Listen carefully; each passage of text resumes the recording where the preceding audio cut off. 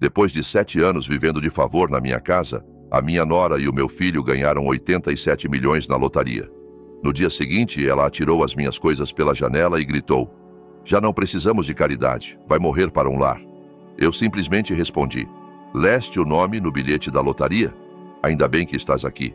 Segue a minha história até ao fim e comenta de que cidade me estás a ver. Assim poderei ver até onde chegou a minha história. Chamo-me Clara e tenho 62 anos. Nunca pensei que acabaria por ser expulsa da minha própria casa pela minha nora e pelo meu filho. Especialmente, não depois de ter ganho 87 milhões de euros na lotaria."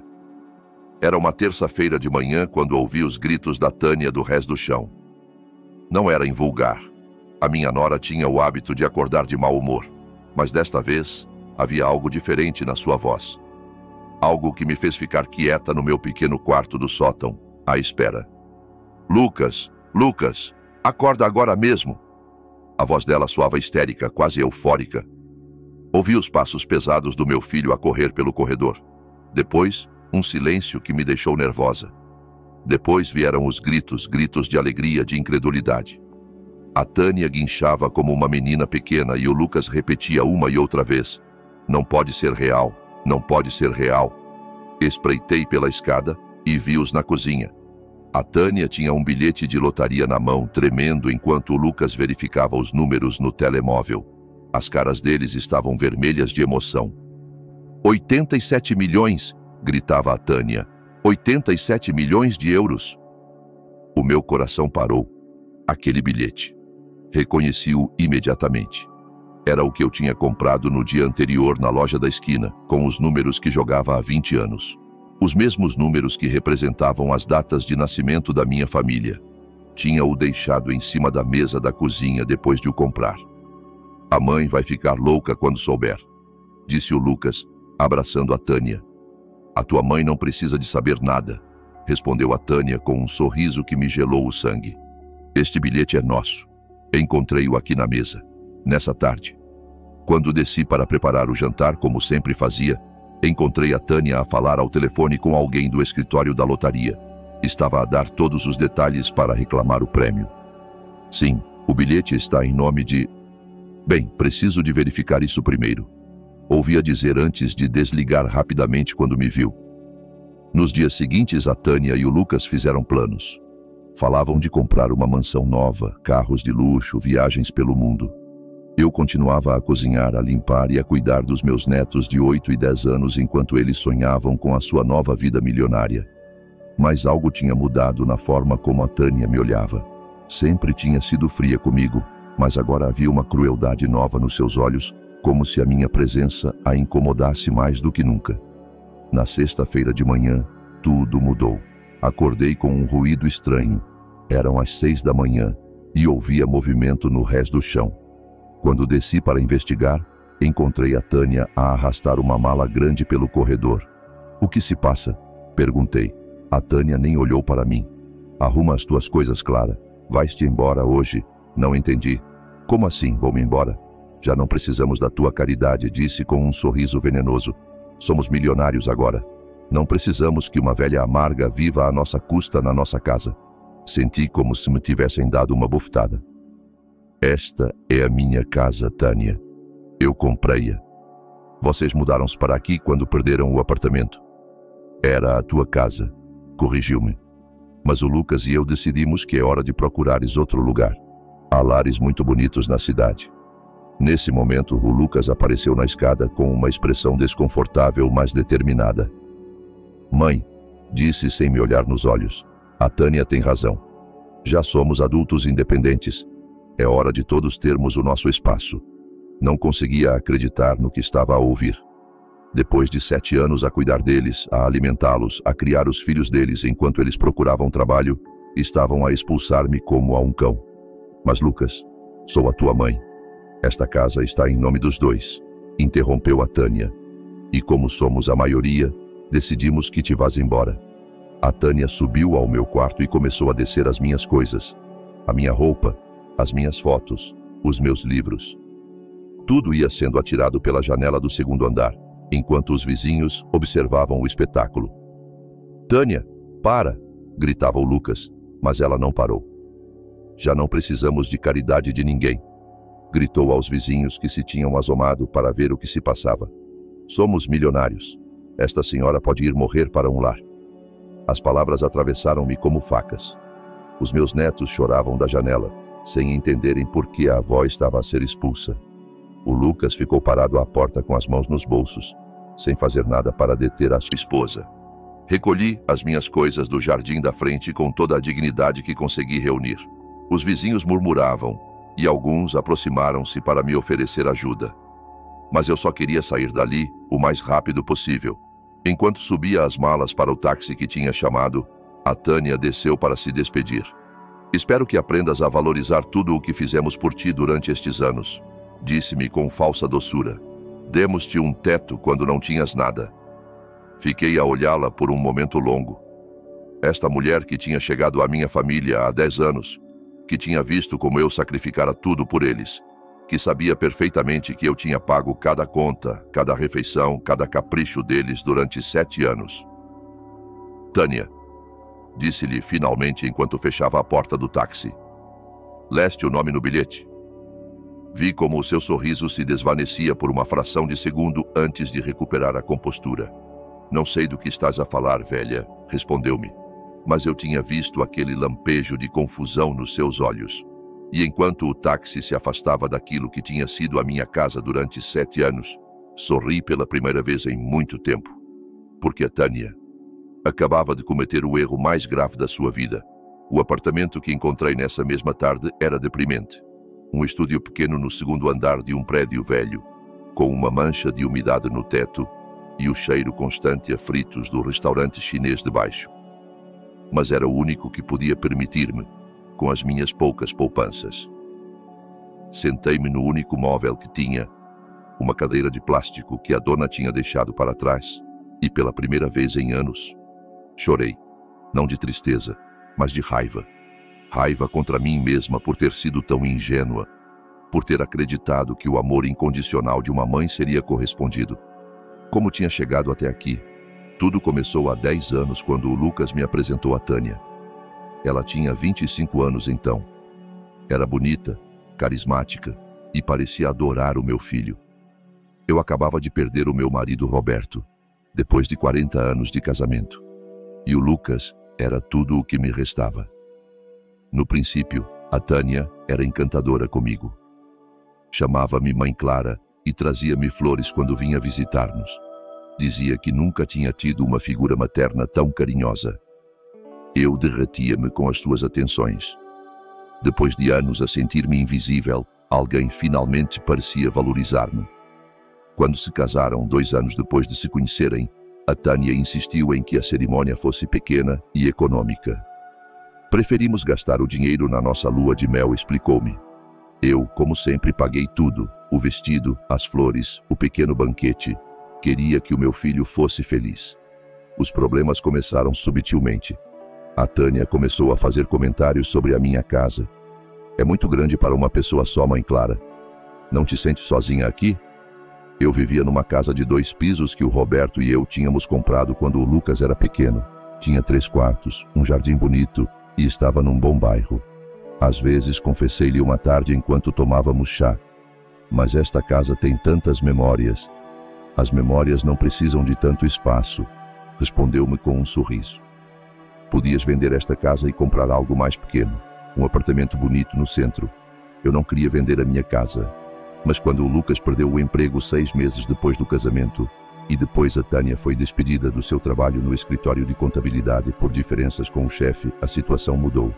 Chegaram à minha porta numa quinta-feira à noite com malas e caras longas. Mãe, perdemos o apartamento, disse-me o Lucas, evitando o meu olhar. Não podemos pagar a renda este mês. É só temporário, acrescentou a Tânia rapidamente. Só até encontrarmos trabalho outra vez, deixei-os ficar no quarto de hóspedes. Temporário transformou-se num mês, depois em 3, depois, num ano. Cada vez que eu mencionava que era hora de procurarem o seu próprio lugar, aparecia uma nova desculpa. A Tânia estava grávida do primeiro bebê. Depois precisavam de poupar para o segundo filho. Depois o Lucas tinha de estudar para se certificar na sua nova carreira. Durante esses primeiros anos, eu ainda me sentia útil. Cozinhava, limpava, cuidava das crianças quando nasceram. Convenci-me de que estava a ajudar a minha família, que era o meu dever como avó e sogra. Mas gradualmente as coisas mudaram. A Tânia começou a tratar-me mais como empregada doméstica do que como dona da casa. Clara, acabou-se o leite, gritava-me do seu quarto pelas manhãs. Clara, as crianças precisam de roupa limpa para amanhã. Clara, porque não há comida preparada. Nunca, por favor. Nunca, obrigada, só ordens. Quando eu protestava suavemente, a Tânia suspirava dramaticamente. Ai, mãe Clara, pensei que gostavas de te sentir útil. Não queremos que te sintas como um fardo. Essa palavra, fardo, usava-a constantemente como uma espada suspensa sobre a minha cabeça. Recordava-me constantemente que eu era uma velha inútil que vivia da caridade do seu filho. O Lucas nunca dizia nada. Quando eu tentava falar com ele sobre o comportamento da Tânia, ele encolhia os ombros. Mãe, ela está estressada com as crianças. Dá-lhe tempo. Mas o tempo não melhorou nada. Só piorou. O meu quarto foi transferido para o sótão quando a Tânia decidiu que precisava de um escritório em casa. É mais privado para ti lá em cima, mãe Clara. Terás mais paz. A paz significava estar isolada do resto da família. Comer sozinha na cozinha depois de eles terminarem. Ver televisão no meu quarto pequeno enquanto eles desfrutavam da sala que eu tinha decorado com tanto carinho. Os domingos familiares transformaram-se em reuniões onde eu servia a comida, mas não me podia sentar à mesa principal. Os adultos precisam de falar de coisas importantes, dizia a Tânia. Podes comer na cozinha. Os meus netos, que no princípio corriam para mim quando chegavam da escola, gradualmente começaram a ignorar-me. A Tânia tinha-lhes ensinado que a avó Clara era a senhora que fazia a comida e limpava, não alguém digno de afeto ou respeito. Não incomodem a avó, dizia-lhes quando eles queriam brincar comigo. Ela está muito ocupada com as suas tarefas. Cada dia levantava-me antes deles para preparar o pequeno almoço, arrumar as lancheiras das crianças, assegurar-me de que a casa estivesse perfeita. Deitava-me depois de todos para lavar a louça, limpar a cozinha, preparar tudo para o dia seguinte. 7 anos. 7 anos vivendo como uma criada na minha própria casa, pagando todas as contas com a minha pensão de professora reformada e as poupanças que tinha guardado com o Roberto. 7 anos convencendo-me de que isto era normal, que isto era amor familiar, até que chegou o bilhete da lotaria. Agora, sentada neste apartamento horrível, rodeada das poucas pertences que a Tânia não tinha destruído ao atirá-los pela janela, finalmente pude ver a situação com clareza. Não tinha sido generosa, tinha sido estúpida. Não tinha sido uma avó amorosa, tinha sido uma vítima. E a Tânia, a minha querida nora que me chamava Mãe Clara quando precisava de algo, tinha mostrado finalmente o seu verdadeiro rosto, mas ela não sabia algo importante. Algo que eu tinha descoberto nessa manhã antes de sair de casa. O bilhete da lotaria que tanto a emocionava tinha o meu nome escrito na parte de trás, com a minha letra, como todos os bilhetes que tinha comprado durante os últimos 20 anos. E embora a Tânia tivesse celebrado a sua boa sorte, em breve descobriria que a sorte pode mudar muito rapidamente, especialmente quando não é realmente tua. Uma semana depois de ter sido expulsa da minha própria casa, acordei com o som insistente do telefone. Eram as 7 da manhã e ninguém tinha o meu novo número, exceto o escritório de segurança social onde tinha registrado a minha mudança de endereço. Senhora Clara Mendes. A voz do outro lado soava profissional, amável. Sim, sou eu. Fala James Morrison, do escritório Morrison e Associados. Estamos a representar os seus interesses no assunto da Lotaria Nacional. O meu coração acelerou. Perdão? O bilhete premiado, senhora Mendes. 87 milhões. Precisamos de saber se já tomou uma decisão sobre como proceder com a reclamação. Fiquei calada por um momento, processando as suas palavras. Claro. O bilhete estava em meu nome. Tinha escrito Clara Mendes na parte de trás no dia em que o comprei, como sempre fazia com todos os meus bilhetes. Era um costume que o Roberto me tinha ensinado anos atrás. Sempre põe o teu nome, Clara. Nunca se sabe. Senhora Mendes, está aí? Sim, estou aqui. Desculpe, é que é muita informação para processar. Claro. Entendo que pode ser avassalador. O escritório da Lotaria Nacional contactou-nos porque o bilhete está registrado em seu nome, mas recebemos algumas consultas de terceiros que afirmam ter direitos sobre o prêmio. Precisamos de esclarecer a situação o mais breve possível. Terceiros: a Tânia e o Lucas. Que tipo de consultas? Perguntei, embora já soubesse a resposta. Uma mulher chamada Tânia Mendes e um homem chamado Lucas Mendes têm estado a ligar insistentemente, afirmando que o bilhete lhes pertence. Mas legalmente, o bilhete está em seu nome, senhora. Só a senhora pode reclamá-lo. Sorri pela primeira vez em dias. Entendo. Quanto tempo tenho para decidir? O prazo para reclamar o prêmio é de 180 dias desde a data do sorteio, mas recomendo que não espere muito. Estes casos podem complicar-se se houver disputas familiares envolvidas. Estou ainda a pensar, disse-lhe finalmente. Houve uma pausa. Senhora Mendes, há algo que eu deva saber? Alguma circunstância especial que possa afetar a sua decisão? Digamos que aprendi muito sobre a minha família nos últimos dias. Respondi. Preciso de tempo para processar tudo isto. Claro. Mas lembre-se de que a senhora é a única pessoa autorizada legalmente para tomar esta decisão. Ninguém mais pode reclamar esse dinheiro em seu nome. Depois de desligar, fiquei sentada na minha cadeira de plástico, olhando pela janela suja do meu pequeno apartamento. Embaixo, a vida continuava normal. As pessoas iam para o trabalho, as crianças corriam para a escola. O mundo continuava a girar como se nada tivesse mudado. Mas para mim, tudo tinha mudado. Durante 7 anos tinha vivido sentindo-me invisível, inútil, um fardo para a minha própria família. Agora, descobria que tinha o poder de mudar tudo. 87 milhões de euros. Dinheiro suficiente para viver confortavelmente o resto da minha vida, para viajar, para fazer as coisas que sempre tinha sonhado fazer com o Roberto antes de ele adoecer. Mas também tinha o poder de ensinar uma lição à Tânia sobre o que significa realmente a gratidão. O telefone tocou de novo. Desta vez reconheci o número imediatamente. Era a Tânia. Clara? A voz dela soava tensa, forçadamente doce. Mãe Clara, como estás? Estou bem, Tânia. Escuta, sei que as coisas ficaram um pouco tensas no outro dia. Sabes como sou quando estou estressada.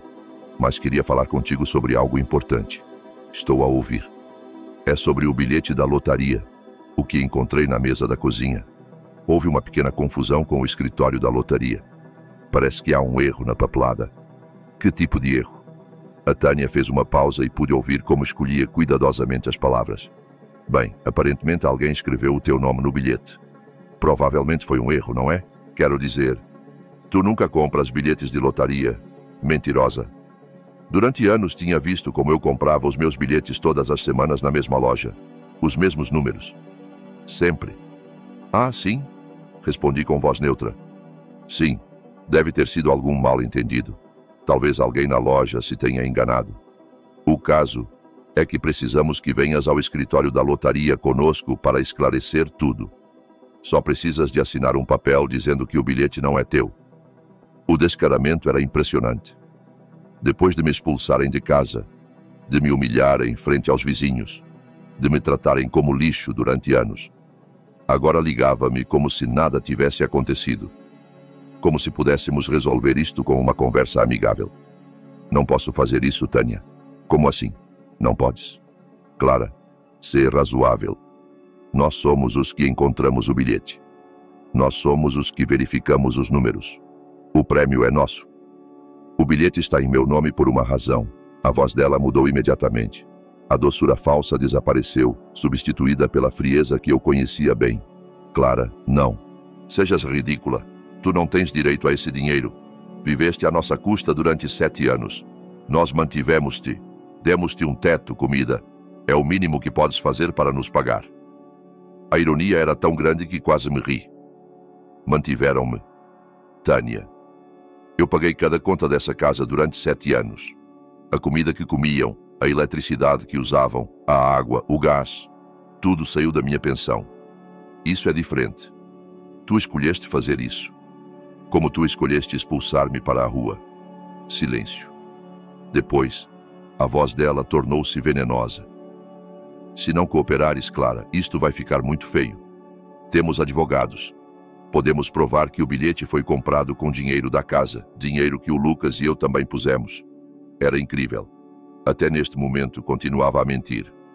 Durante 7 anos, nem o Lucas nem a Tânia tinham contribuído com um único cêntimo para as despesas da casa. Faz o que tiveres de fazer, Tânia. Clara. A voz dela quebrou-se um pouco, como se finalmente se apercebesse de que não estava a funcionar. Por favor, ser razoável. Somos família.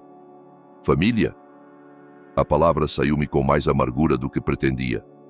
As famílias não expulsam as mães para a rua como cães. As famílias não atiram as pertences de uma idosa pela janela para os vizinhos verem. As famílias não tratam os seus entes queridos como criados durante anos. Nós estávamos estressados. Com o dinheiro, com as crianças. Durante 7 anos. Estiveram estressados, Tânia. Que conveniente. Outra pausa longa. O que queres?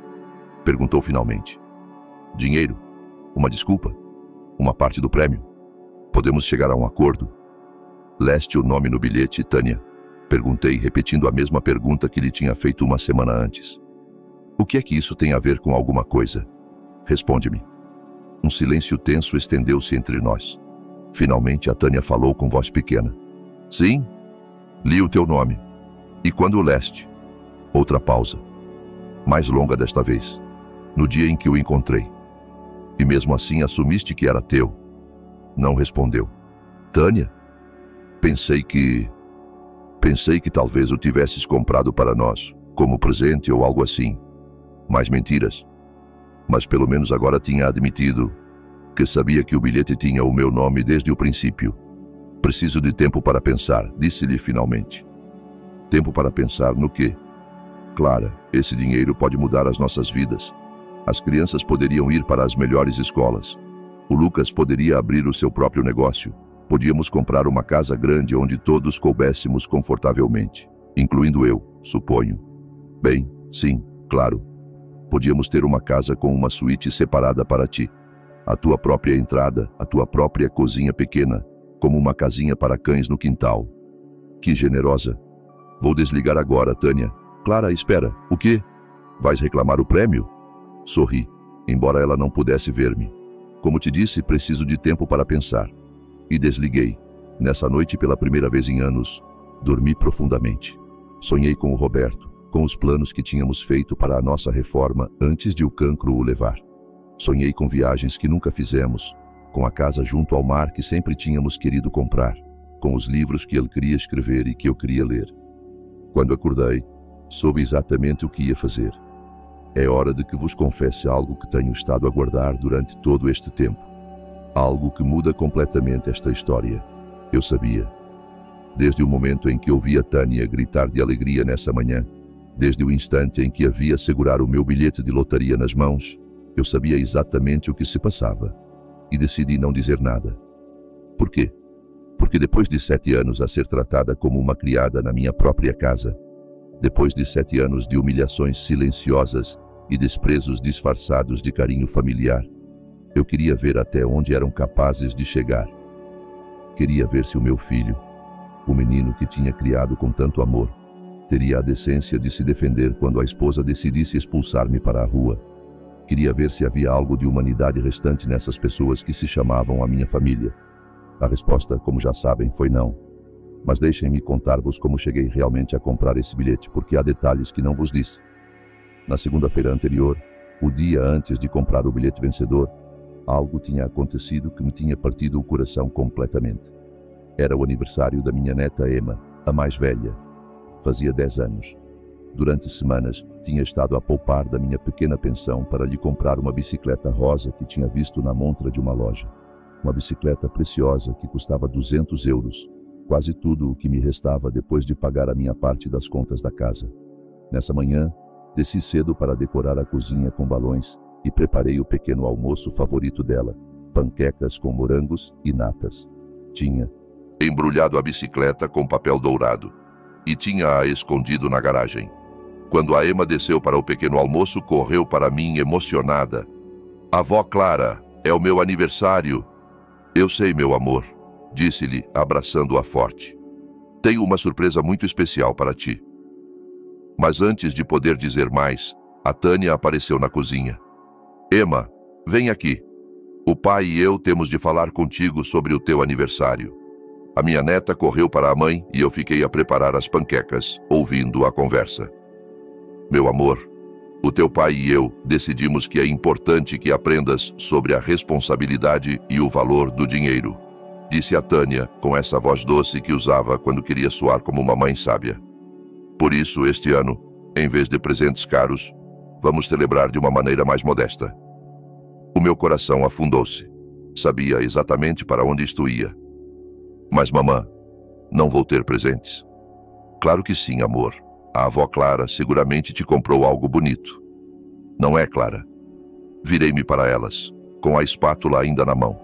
A Tânia olhava-me com um sorriso frio, um sorriso que dizia claramente: atreve-te a contradizer-me. Sim, tenho algo para a Emma. Vês? A avó sempre tem detalhes lindos. Provavelmente comprou-te um livro ou algo educativo.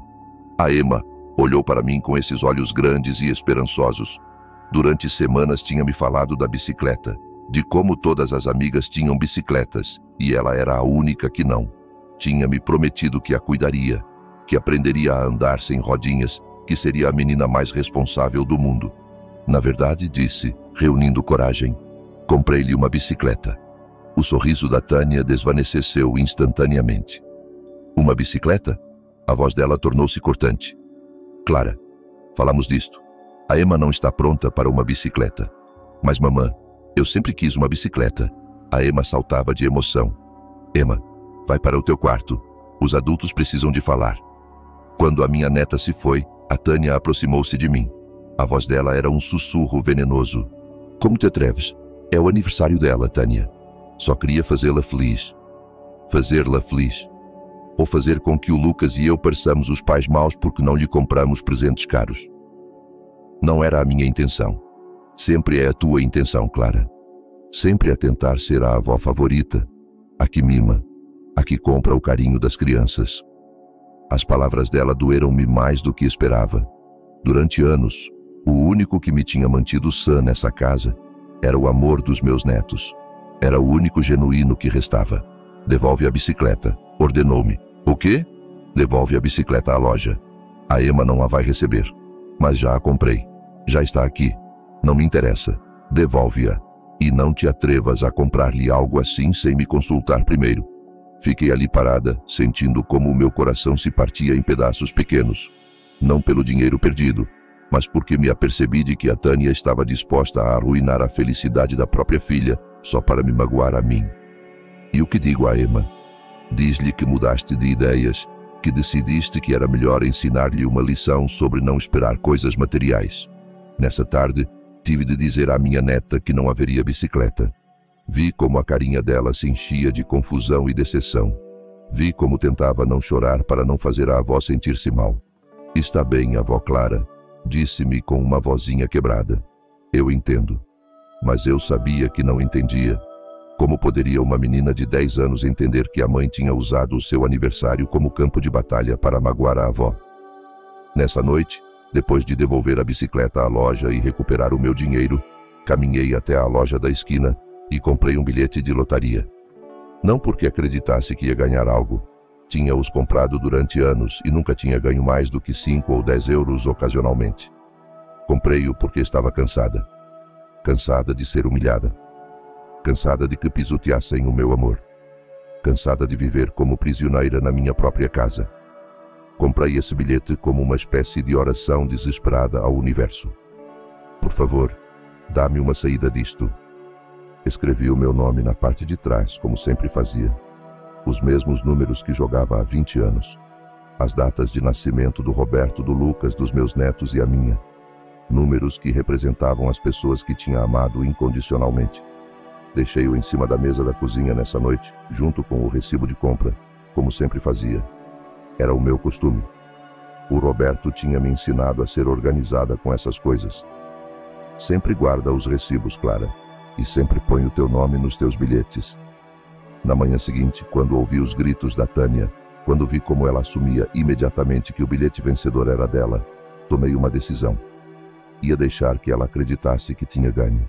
Ia ver o que fazia com essa suposta boa sorte.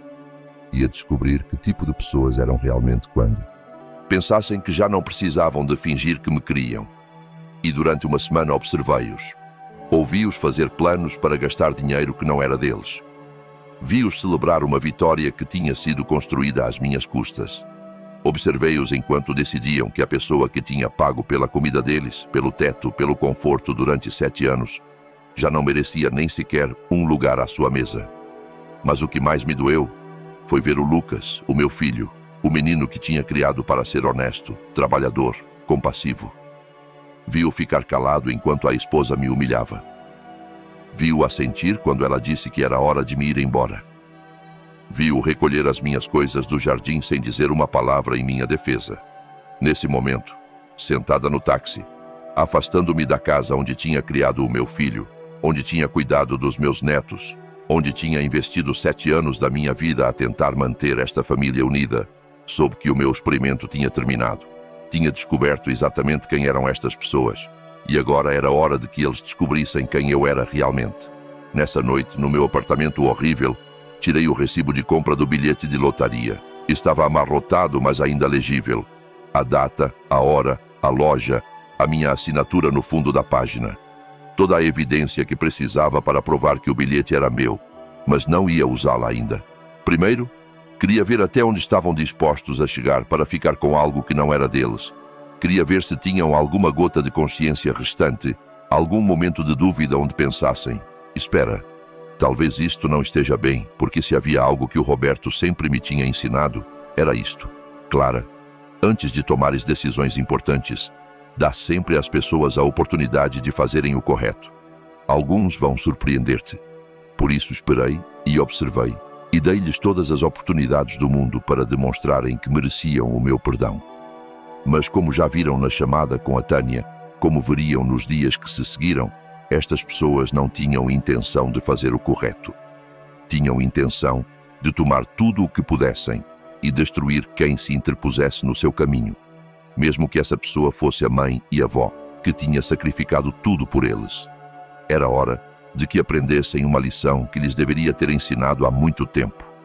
As ações têm consequências, e algumas feridas não se podem curar com palavras bonitas quando convém.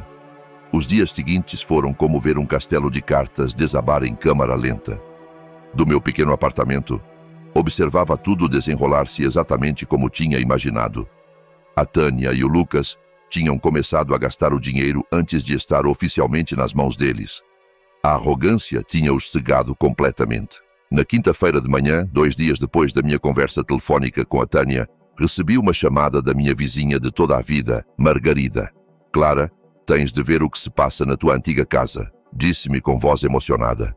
Há caminhões de móveis por todo o lado. Espreitei pela minha janela suja e pude ver ao longe, na direção do meu antigo bairro, uma congestão invulgar de trânsito. A Margarida tinha razão. Caminhões de móveis? Sim, querida. E não só isso. Ontem chegou um BMW novo, preto, brilhante.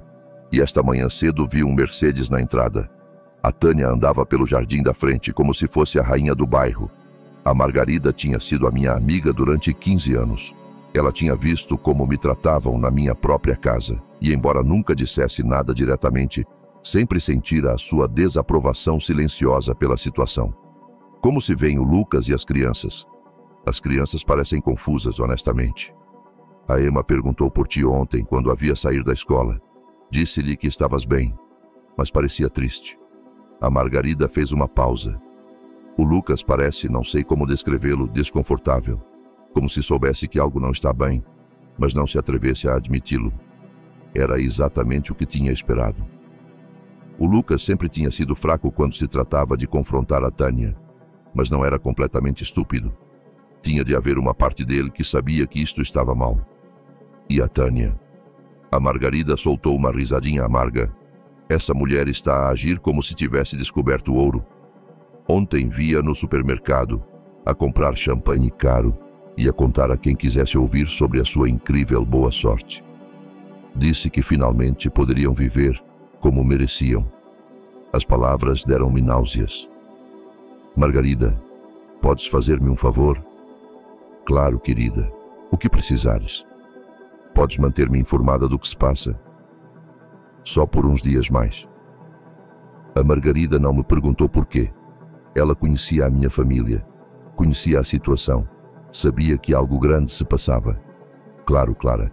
Ligo-te se vir algo interessante. Nessa tarde recebi outra chamada. Desta vez era do Sr. Morrison, o advogado da lotaria. Senhora Mendes, temos uma situação um pouco complicada. Que tipo de situação? Bem, recebemos múltiplas chamadas das pessoas que mencionei antes. A senhora Tânia Mendes tem ligado todos os dias e agora ameaça tomar ações legais se não libertarmos o prêmio imediatamente. Não pude evitar sorrir. Ações legais? Sim. Diz que tem evidências de que o bilhete lhe pertence legitimamente. Também menciona que a senhora está, como ela disse, mentalmente instável devido à sua idade avançada e que não está capacitada para tomar decisões financeiras importantes. A audácia dessa mulher não tinha limites. Sr. Morrison, eu sou mentalmente instável para si? Riu-se suavemente. Não, senhora, de modo nenhum. Mas tenho de lhe perguntar, há alguma razão pela qual está a esperar para reclamar o prêmio? Porque legalmente é muito claro. O bilhete está em seu nome. A senhora é a única pessoa autorizada para reclamá-lo. Quanto tempo pode passar antes de que eles possam fazer algo legal? Honestamente, não podem fazer nada. Não têm nenhum direito legal sobre esse dinheiro, mas podem fazer muito barulho, e se continuarem a assediar o nosso escritório, teríamos de envolver a polícia. Dê-me 3 dias mais, disse-lhe. Só 3 dias, e depois tomarei a minha decisão final. Como quiser, senhora Mendes, mas aconselho-a a não esperar muito mais. Nessa noite, a Margarida ligou-me novamente. Clara, tens de ouvir isto. Fui à farmácia esta tarde e encontrei-me com a Linda. Lembras-te dela? A senhora que vive 2 casas abaixo da tua antiga casa. Sim, lembro-me.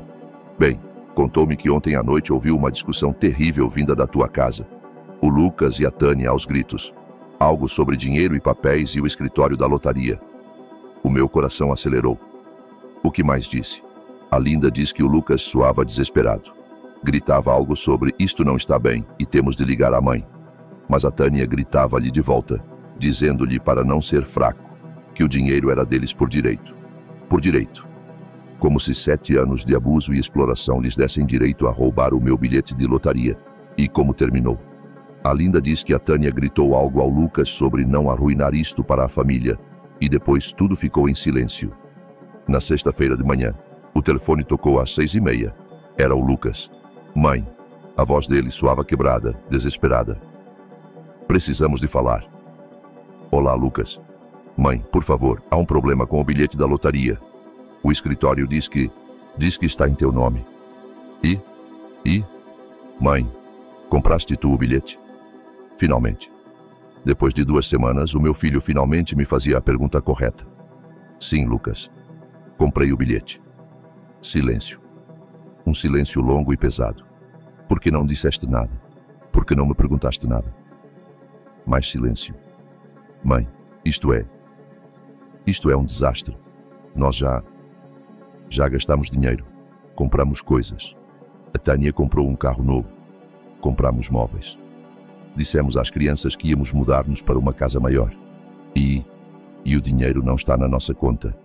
O escritório da lotaria diz que só tu podes reclamá-lo. Porque só eu posso reclamá-lo, Lucas. É o meu bilhete. Mas, mãe, nós pensamos... A Tânia disse que... O que disse a Tânia exatamente? Outra pausa. Podia ouvir o meu filho a lutar com os seus pensamentos, tentando encontrar uma maneira de justificar o injustificável. Ela disse que tinhas comprado o bilhete para nós, como presente ou algo assim. Lucas, em 7 anos vivendo nessa casa, quando exatamente vos fiz um presente de 200 euros, muito menos de 87 milhões. Não tinha resposta para isso. Mãe, por favor, estamos em problemas. Devemos dinheiro pelas coisas que compramos. Se não reclamarmos o prêmio em breve... Se não reclamar o prêmio em breve, corrigi. É o meu prêmio, Lucas, mas somos família. Disse com voz pequena. Ah, sim. Onde estava essa família quando me expulsaram de casa? Onde estava quando a Tânia atirou as minhas pertences pela janela para os vizinhos verem? Mãe, nós estávamos emocionados. Foi um erro. Não foi um erro, Lucas. Foi uma decisão. Uma decisão muito consciente e muito cruel. O que podemos fazer para arranjar isto? Pela primeira vez na conversa senti algo parecido com esperança. Talvez, só talvez, o meu filho finalmente estivesse a entender a magnitude do que tinham feito. Lucas, sabes quanto dinheiro paguei eu nessa casa durante os 7 anos que vivi lá? Eu, não exatamente. Calculei ontem à noite. Entre comida, serviços, reparações e todos os gastos das crianças, paguei aproximadamente 120 mil euros da minha pensão e das minhas poupanças. Silêncio. 120 mil euros de uma mulher que supostamente estava a viver da vossa caridade. Mãe, e durante todo esse tempo, alguma vez vos pedi dinheiro? Alguma vez vos fiz sentir como um fardo? Alguma vez vos tratei como me trataram a mim? Não, sussurrou. Exato. O que queres que façamos? Era a pergunta que tinha estado à espera. A pergunta que determinaria se havia alguma esperança restante para a nossa relação. Lucas, quero que penses muito cuidadosamente na tua resposta a esta pergunta. Achas que mereço uma desculpa? A pausa foi tão longa que pensei que tinha desligado. Sim, disse finalmente. Sim, mãe, mereces uma desculpa. Mereces muitas desculpas. E achas que a Tânia me deve uma desculpa? Outra pausa longa. Sim. E achas que o modo como me trataram esteve mal? Sim, mãe, esteve muito mal. Senti algo soltar-se no meu peito. Não era muito, mas era um começo. Lucas, eu vou reclamar o meu prêmio, é o meu dinheiro, e vou fazer com ele o que me parecer melhor. Entendo. Mas antes de tomar qualquer decisão sobre vocês, sobre esta família, preciso que tanto tu como a Tânia venham aqui, ao meu apartamento. Quero que vejam como estou a viver graças às decisões que tomaram. Mãe, claro, quando? Amanhã, às 14h, lá estaremos. E Lucas? Sim, mas vale que venham preparados para dizer a verdade. Toda a verdade. Porque depois de amanhã, não haverá mais oportunidades. Quando desliguei, fiquei sentada na minha cadeira de plástico, olhando pela janela suja do meu apartamento miserável. Amanhã seria o momento da verdade. Amanhã descobriria se havia algo salvável na relação com o meu filho. Mas da Tânia já não tinha nenhuma esperança. O castelo de cartas estava a cair exatamente como tinha planeado. No sábado, às 2h em ponto, ouvi passos na escada que levava ao meu apartamento. Passos lentos, pesados, como de pessoas a caminho da sua própria execução. O Lucas chegou primeiro. Parecia demacrado, com olheiras profundas e a roupa amarrotada. Quando entrou no apartamento e viu as condições em que estava a viver, a cara dele desfez-se completamente. Meu Deus, mãe, murmurou, olhando à volta do quarto pequeno, a cadeira de plástico, a cama individual contra a parede, a mancha de umidade no teto. Tens estado a viver aqui? Durante 2 semanas, respondi com calma. A Tânia chegou 5 minutos depois. Entrou no apartamento com essa expressão de superioridade que eu conhecia tão bem. Mas pude ver como os olhos dela se moviam rapidamente, avaliando, calculando. Ela também tinha notado as condições deploráveis do lugar. Bem, disse finalmente com voz forçadamente alegre, isto é acolhedor. Sentou-se na beira da minha cama, a única superfície disponível além da minha cadeira. O Lucas ficou parado perto da porta, como se estivesse pronto para escapar a qualquer momento.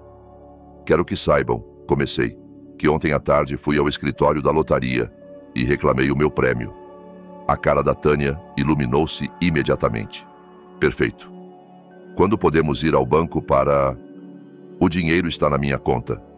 Interrompia. Só na minha conta. O sorriso dela desvaneceu. Claro, disse o Lucas rapidamente. É o teu dinheiro, mãe. Mas pensamos que talvez pudéssemos chegar a um acordo familiar. Um acordo familiar? Levantei-me da minha cadeira, sentindo uma calma estranha, mas poderosa. Lucas, durante 7 anos eu fui a única que fez acordos familiares. Acordei pagar as contas quando vocês não tinham trabalho. Acordei cuidar dos vossos filhos quando precisavam de tempo livre. Acordei cozinhar, limpar e manter a casa enquanto vocês procuravam o vosso caminho na vida. Mãe, nós agradecemos tudo o que... Não. A minha voz saiu mais forte do que tinha planeado. Não me venham com agradecimentos agora. Essas palavras não significam nada depois do que fizeram. A Tânia mexeu-se inquieta na cama. Clara, sei que as coisas ficaram tensas, mas agora podemos começar de novo. Com o dinheiro do prêmio, podemos comprar uma casa enorme onde todos vivamos confortavelmente. Tânia, ouviste-me atirar as tuas coisas pela janela? Não, mas ouviste-me gritar aos vizinhos que fosses morrer para um lar? Eu estava chateada, Clara. As pessoas dizem coisas quando estão chateadas. Ouviste-me chamar-te um fardo durante 7 anos? Isso é diferente. Não, disse firmemente. Não é diferente. É exatamente o mesmo. Exceto que eu nunca vos fiz a vocês o que vocês me fizeram a mim. O Lucas aproximou-se de mim. Mãe, estamos aqui porque queremos arranjar as coisas. Diz-nos o que precisas que façamos. O que preciso? Sentei-me de novo, olhando para ambos. Lucas, preciso que me digas por que ficaste calado quando a tua esposa me humilhou. O meu filho baixou a cabeça. Por quê? Porque sou um cobarde. E porque me tinha acostumado a que tu resolvesses todos os nossos problemas. Me tinha acostumado a depender de ti para tudo. E o Lucas olhou para mim com olhos chorosos. E porque deixei que a Tânia me convencesse de que tu eras um fardo em vez de ver que nós éramos um fardo para ti. Era mais honestidade do que tinha ouvido do meu filho em anos. E tu, Tânia, o que tens a dizer? A Tânia endireitou-se e por um momento pensei que finalmente ia ser honesta. Mas então falou. Clara, eu sei que às vezes posso ser intensa, mas tudo o que fiz foi pelo bem da minha família. Queria que o Lucas fosse independente. Não que dependesse da mãe para tudo. Mentiras. Até ao fim. Puras mentiras. Tânia, disse com voz cansada. Durante 7 anos tu dependeste de mim para tudo. Eu paguei a tua comida, o teu teto, as tuas contas de luz, as tuas contas de água. Eu cuidei dos teus filhos enquanto tu dormias até ao meio-dia. Eu limpei a tua desordem, lavei a tua roupa, preparei as tuas refeições. Isso foi escolha tua. Basta. O Lucas gritou de repente. Tânia, basta já. A esposa virou-se para ele surpreendida. A mãe tem razão, continuou o Lucas. Nós vivemos à custa dela durante anos. Não foram favores ocasionais ou ajuda temporária. Ela manteve-nos completamente. Lucas, não sejas ridículo. Tu compraste um carro novo com dinheiro que não era nosso, gritou-lhe. Compraste móveis, fizeste reservas para férias. E quando o escritório da lotaria nos disse que o bilhete não era nosso, a tua primeira reação foi gritar que a mãe estava louca. A Tânia levantou-se bruscamente. Eu não vou ficar aqui a ouvir isto. Clara, se não vai ser razoável, senta-te, ordenei. Algo no meu tom deve tê-la surpreendido porque se sentou imediatamente. Vou dizer-vos exatamente o que vai acontecer, continuei.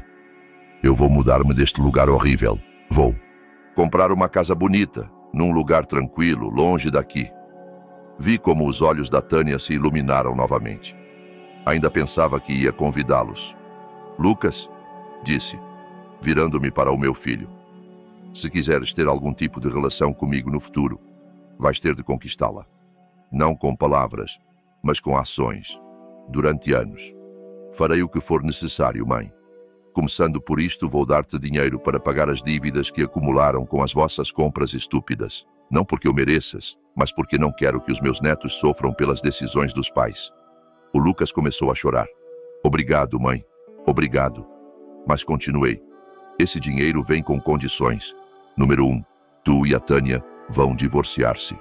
O silêncio que se seguiu foi ensurdecedor. O quê? A Tânia levantou-se novamente. Ouviste bem. Lucas, se quiseres o meu apoio, se quiseres ter alguma possibilidade de reconstruir a nossa relação, vais divorciar-te desta mulher. Clara, tu não podes? Sim, posso. Interrompi.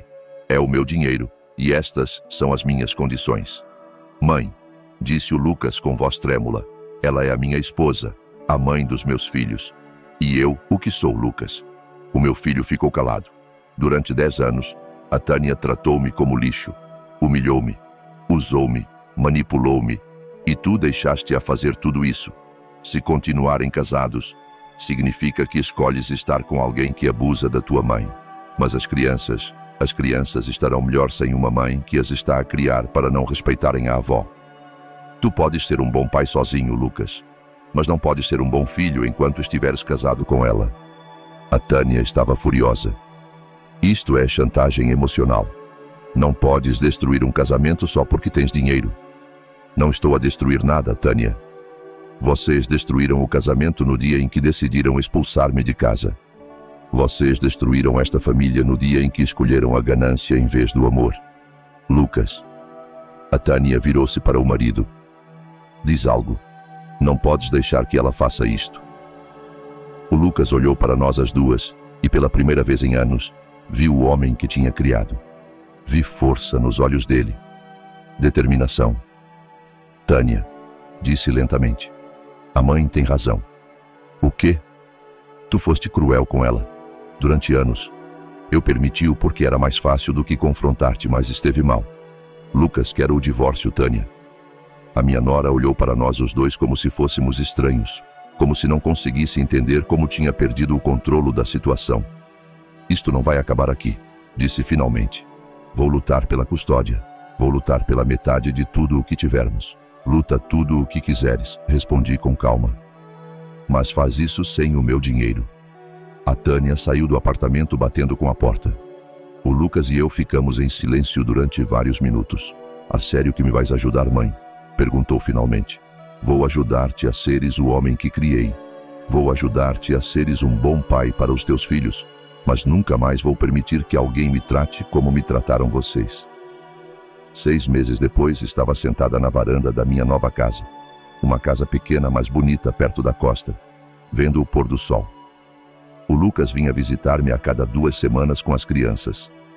Tinha conseguido a custódia depois de a Tânia tentar sem sucesso provar que eu tinha influenciado ilegalmente as decisões do marido. A minha relação com o Lucas não era a mesma de antes. Provavelmente nunca voltaria a ser. Mas era honesta agora. Era real. A Emma, a minha neta, finalmente tinha a sua bicicleta. Uma bicicleta azul preciosa que escolheu ela mesma quando a levei às compras para o seu 11º aniversário. A avó Clara disse-me enquanto me abraçava. Por que é que a mamã já não vive conosco? Porque às vezes os adultos tomam decisões que magoam as pessoas que amam, expliquei-lhe. E quando isso acontece, têm de viver com as consequências. Tu perdoas ao pai e a mim. A ti não há nada para perdoar, meu amor, e ao teu pai. Estamos a trabalhar nisso. Nessa noite, enquanto me preparava para dormir na minha própria casa, na minha própria cama, no silêncio pacífico da minha nova vida, pensei no Roberto. O meu marido sempre me tinha dito que eu era demasiado generosa, demasiado disposta a sacrificar-me pelos outros. Um dia, Clara, disse-me pouco antes de morrer, vais ter de aprender a pôr-te a ti mesma em primeiro lugar. Tinha demorado 62 anos a aprender essa lição, mas finalmente tinha aprendido, e pela primeira vez em décadas estava em paz.